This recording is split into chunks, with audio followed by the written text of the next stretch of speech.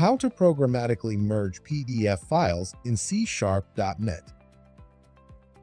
First, we create two placeholder variables to hold the imported PDFs.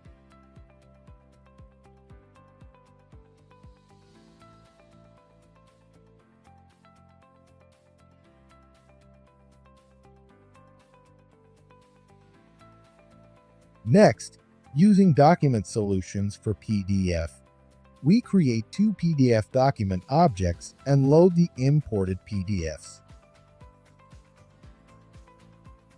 To perform the merge, call the Merge with Document method from the PDF object we created and pass in the PDF we want to be merged as the parameter.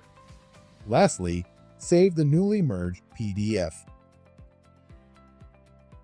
After running the application, we can see the merged PDF.